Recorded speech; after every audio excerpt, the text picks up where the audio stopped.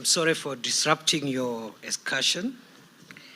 I will see how to mitigate and not really pay for it, but something in between. Distinguished participants, ladies and gentlemen, all protocols observed. My name is Kithure Kindiki. I'm the Deputy President of the Republic, and thank you for clarifying, Madam President. Please, that there is no tension between the Deputy President of the Republic and the President of the Guild. The President remains President, isn't it? So all protocols observed. I'm delighted to officiate this convention, the seventh of this kind. This conference of this convention brings together media, representatives of government like myself, academia, civil society, technology companies, and all of us are here to define the future landscape of journalism in our nation. This rich mix of participants here today is an important ingredient in offering a holistic approach to the issues of discussion during this convention. The media is a powerful instrument for advocacy and education of the masses. With its tentacles in almost every home state, the media shapes not only the opinions, but also the beliefs of citizens. Through its print, audio, and visual platforms, the media remains a leading source of information for the masses. With the advent of vernacular radio and television stations, Kenyans of all walks of life can now access critical information at the comfort of their homes and in their languages. We have moved from the one television, one radio station era to an era of a myriad of choices, including a new world of social media and artificial intelligence. These changes have had as big an impact on the media sector as it has had on all other segments of our society. Today, media houses are struggling to compete with non-traditional peers where integrity and standards cannot be assured. The transition to digital platforms has meant a reorientation and a recalibration, oftentimes at great cost. It is not lost on all of us that the evolution of a technologically driven world order now has the media fraternity as one of its many victims, if not casualty. The advent of the internet and the rapid growth of digital technology have revolutionized how we consume information and entertainment. It is therefore imperative that we all adapt or perish. The need for media actors to innovate is now. You must embrace digital platforms, diversify your content, and build on collaborations and partnerships outside the beaten path.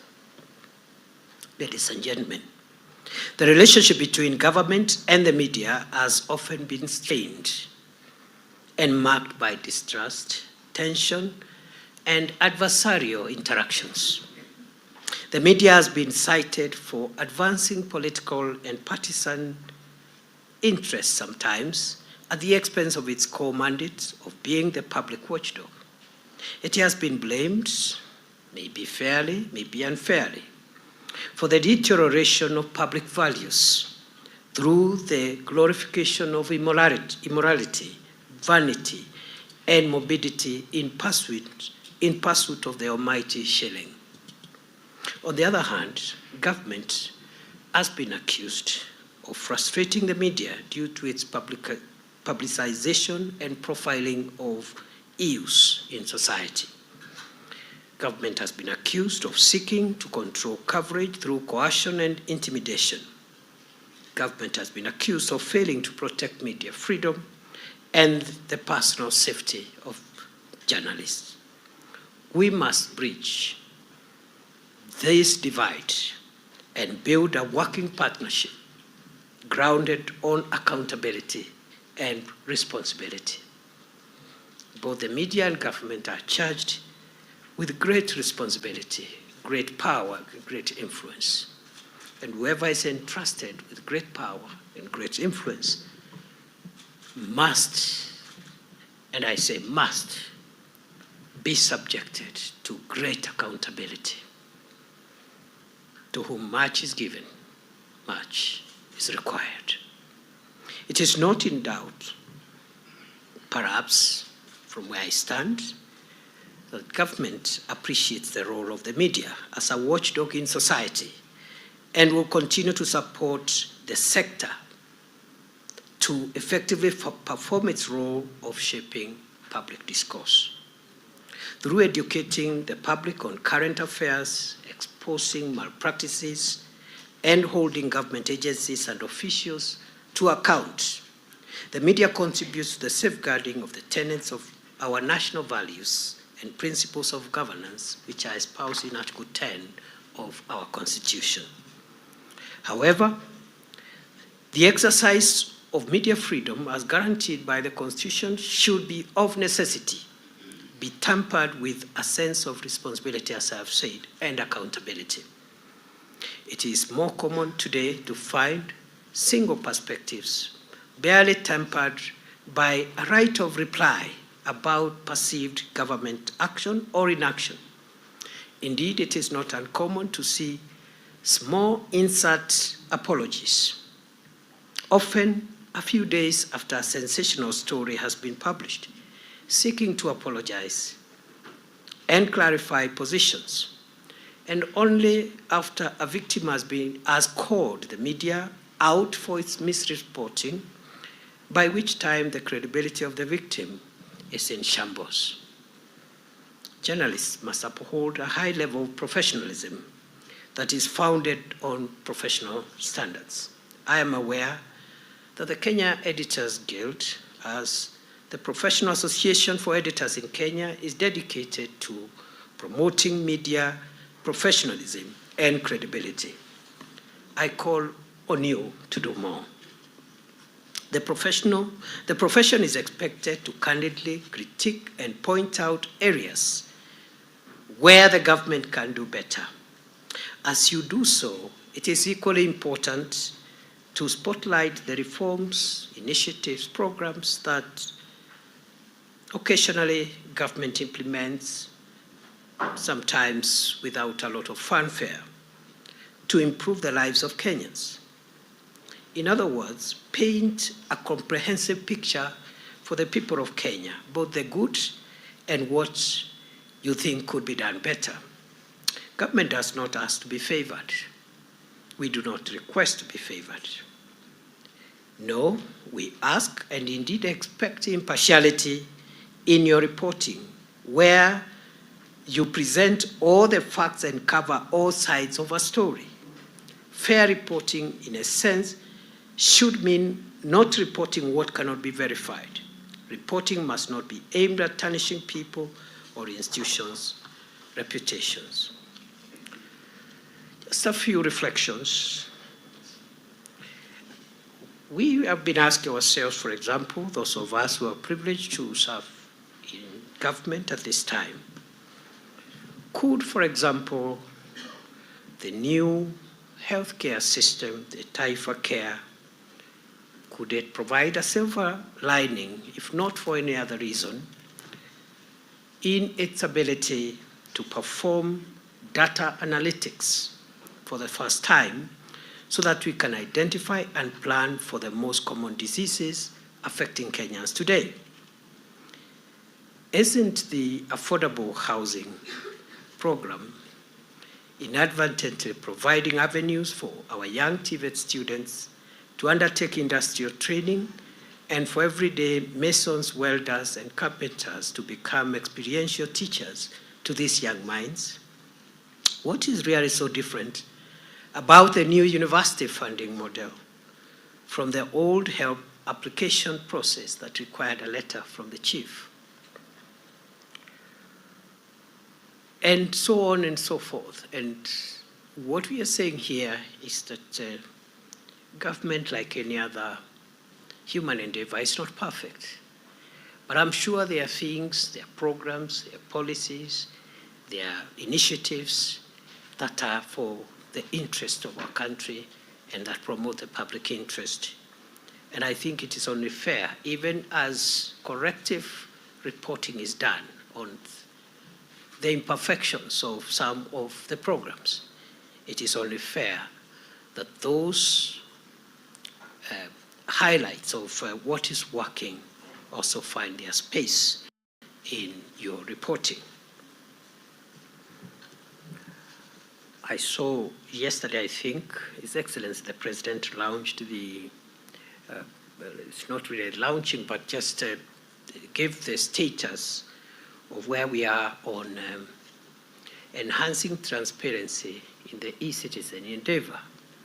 And he did report how government revenue that hitherto used to be pilfered, used to be mismanaged, as exponentially increased because of the transparency measures that have been put in place through the digitization of government services.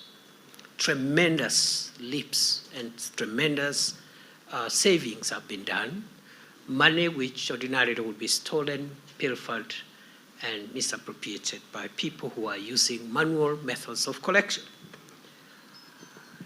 In the fight against corruption, which I think remains one of the most consequential fights that this country must sustain to be able to survive in the long run, for the country to survive in the long run.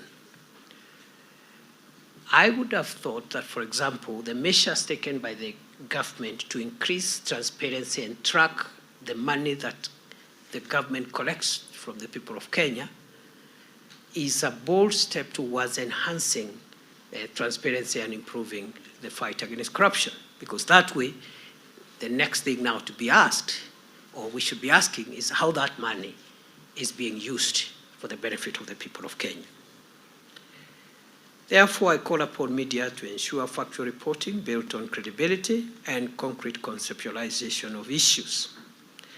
We should be devoid of biases and interests that often trigger sensational communication. It is time we upscale to fact-based, accountable, and honest reporting.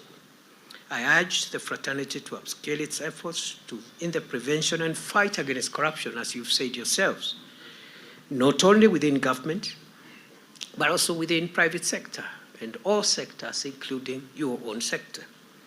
Because corruption is a national cancer. It permeates very many sectors, and that fight, I think we should all gang up together in solidarity and save our country from the cancer of corrupt practices. And therefore, we need to stand in different places to see the issues properly. And I therefore urge you to embrace a multifaceted lens in reporting so that you are the victim, the perpetrator, you are the arbitrator, and you are the spectator before you make a conclusion. So that you know, as media actors, you frame the public mind properly. I invite the Editors Guild to remain available and to receive support of any kind from government in the things that we do, the regulatory framework, in the things we do, in the policy framework. Because as I've said, like any human endeavor, government as a human enterprise and as a human endeavor is not perfect because it keeps on improving and learning all the time. So I want to encourage you to avail yourselves for consultations, collaborations, and constructive criticisms. And I like what the speakers who spoke here earlier on, the President, the CEO and of the Media Council and the President of the Forum. There are so many presidents around. So, of the African Forum, Oga, we hope we can collaborate and see how we learn from each other, improve on what is available, and make sure that we build our country. I like what has been said about, one, we don't need to agree.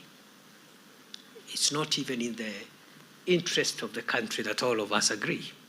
We need alternative voices. We need a plurality of opinion and voices.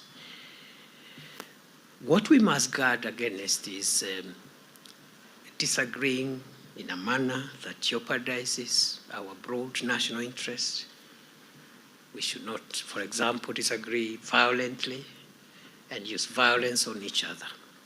Therefore, Madam President, I know you, it's fine, you don't have to stand.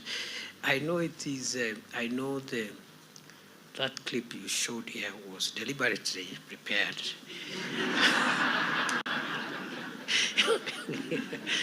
And the message is home. The message is home. And I better say no more because other than the current role, you know, I am the immediate security minister of the country. So some of the things you're saying, I'm familiar with them. You are familiar with them. Maybe because we were in different positions and roles, I could have a perspective that you may not have. But I also admit there are perspectives from your side that we could not have as government. So the thin balance, therefore, of how we articulate our differences of opinion and different positions in the transaction of our national life, whether politics, business, professions, we must make sure that in those transactions we don't hurt our national interests, especially the existential, foundational circumstances that assure the long-term sustainability of our country. Now, you know, the balances between freedom of expression, assembly, picketing, media freedom, access to information, on the one hand, heavy protections, quite elaborate protections in our Bill of Rights. How do we balance that with public safety and make sure that the constitutional order is not overturned by extreme expression of democratic ideals? And those balances are in the Constitution. We don't have to go very far. We'll find them there. And only hold each other to account when either of us is on the fringes of those balances. That is my plea. You know,